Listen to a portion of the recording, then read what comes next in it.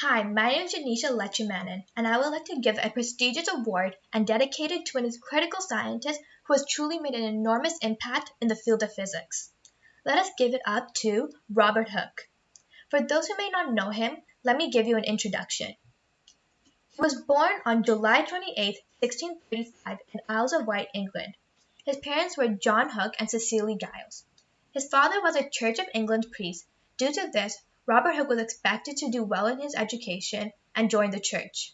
He was the youngest of 4 children in a family of 2 boys and 2 girls. For a considerable portion of his youth and complete life, Robert's health was delicate. Hooke frequently suffered from headaches when studying. His parents were scared that he might not be able to reach adulthood, so they chose to give up on his education and leave him to his own will. He spent most of his time at home. His father was in charge of a local school and so was able to teach Robert at home. As a child, Robert Hooke was captivated by observation, mechanical tasks, and drawing, interests that he would preserve in several ways during his lifetime. His father thought his son was predetermined to become a clocksmaker or an artist.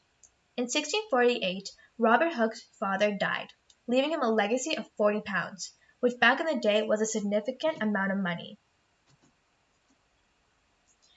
At the age of 13, he traveled to London to be enrolled at Westminster School, where he learned the classical languages of Greek and Latin and studied mechanics and mathematics.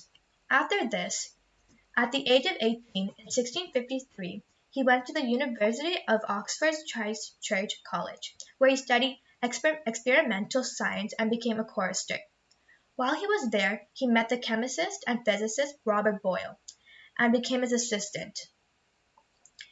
In 1655, at the age of 20, Hooke's career took launch in science. Hooke worked with Boyle for 7 years.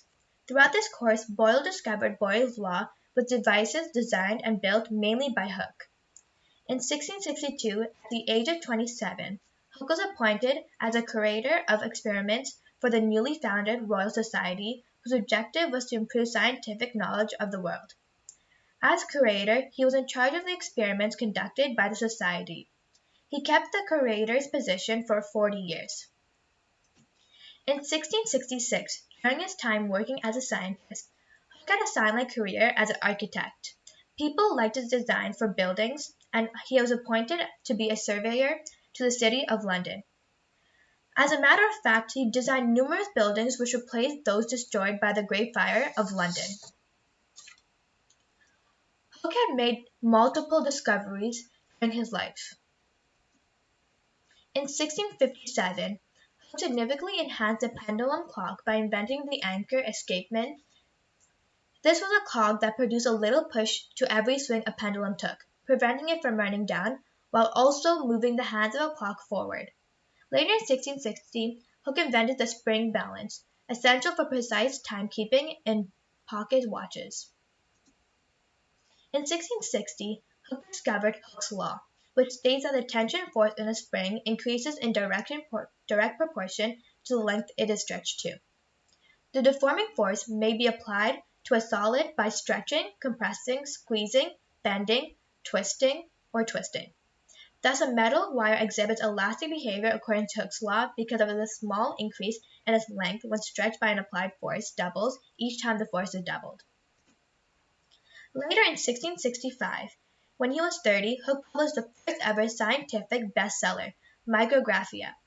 The book demonstrated his talents, which were his understanding of nature and life, his refined abilities in designing and constructing scientific instruments, and his skills as an artist.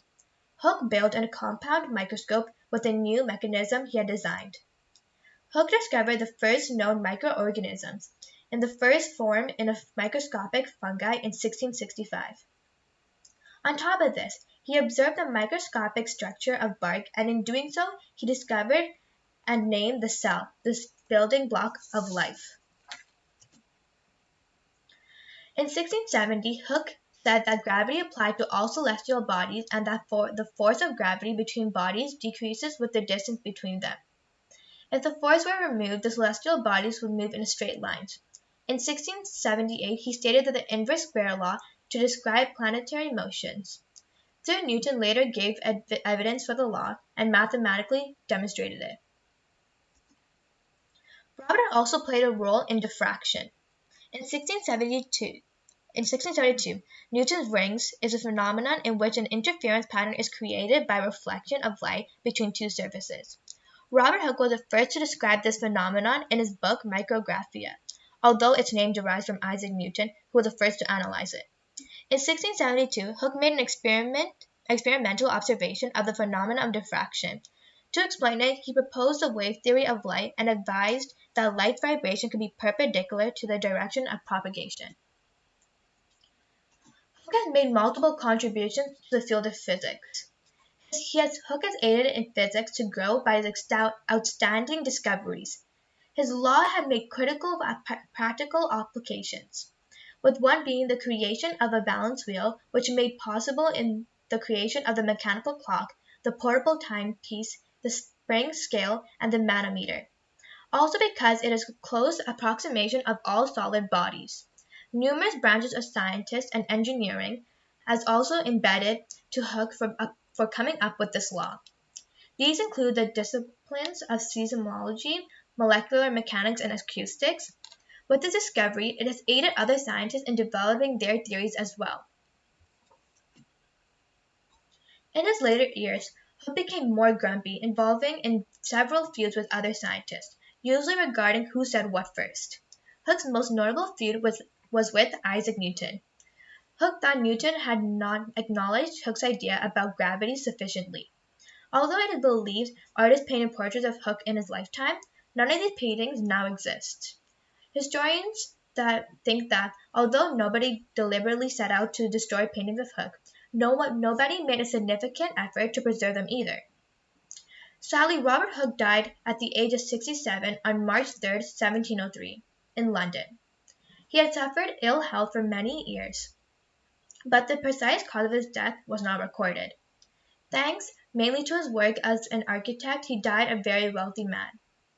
Now, I would like to dedicate this award to him. Thank you.